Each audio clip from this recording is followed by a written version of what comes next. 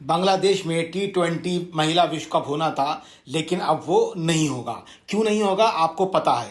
बांग्लादेश की स्थिति से पूरा भारत देश वाकिफ है और वाकिफ था, चिंतित भी है और चिंतित था। लगातार ये चर्चा हो रही है कि बांग्लादेश में T20 महिला विश्व कप होना है, मगर जिस तरह शेख हसीना सरकार का तख्ता पलट हुआ और वो भारत आ गई, पूरी दुनिया में सबसे ज़्यादा बांग्लादेश के बाद अगर किसी देश की चर्चा हुई तो वो सिर्फ हमारा भारत देश था। ऐसी स्थिति में जलते हुए भारत में भारत की महिला क्रिकेट टीम की बेटियों को कैसे बांग्लादेश भेजा जा सकता था, इन्हीं सब चिंताओं से भारत अवगत था और आखिरकार बीसीसीआई के भारी दबाव के बाद इस आयोजन को रद्द भी कर दिया गया और भारत की मनपसंद जगह पर यूएई में अब विश्व कप का आयोजन का होना तय हो गया है। इससे पहले हमने 2-3 वीडियो में आपको बताया था कि अब वहां विश्व कप संभव नहीं है और संभवतः यूएई में ही विश्व कप होगा। आईसीसी के मुख्य कार्यकारी जियोफ लर्निंग ने मंगलवार को कहा, बांग्लादेश में महिला T20 विश्व कप का आयोजन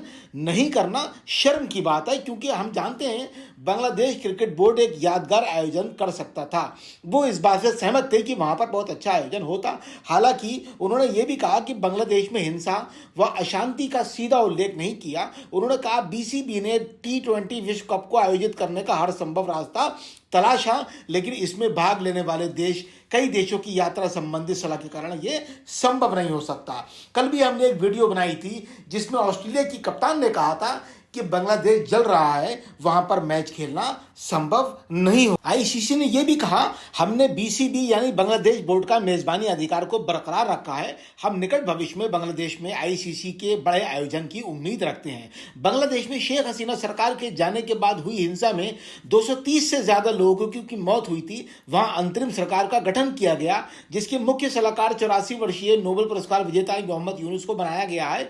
बीसीबी के अध्यक्ष नजमुल हसन को शेख हसीना का करीबी माना जाता था, क्योंकि वहां वो बहुत लंबे समय प्रधानमंत्री रही, तो जाहिर सी बात है पूरे देश के जितने भी मुख्य लोग थे वो उनके करीबी थे, और करीबी नहीं भी होते तो वो करीबी बन जाते हैं। शेख हसीना के देश छोड़ने के बाद नजमुल भी बांग्लादेश छोड़कर भाग गए थे। इसके बाद से ही वहां विश्व कप कराना संभव नहीं था। जिसे विश्व कप कराना था वही हसीना के साथ साथ देश छोड़कर भाग गए, तो वहां विश्व कप का आयोजन कैसे हो पाता, क्योंकि वहां मौत का मंडरा बड़े से बड़े लोगों पर मंडरा रहा था। जब शेख हसीना पर मौत का खतरा मंडरा सकता है तो नजमुल की वहां पर क्या हैसियत होगी। इस बीच भारत से भी मेजबानी करने के लिए पूछा गया, लेकिन बीसीसीआई सचिव जय शाह ने साफ इनकार कर दिया था।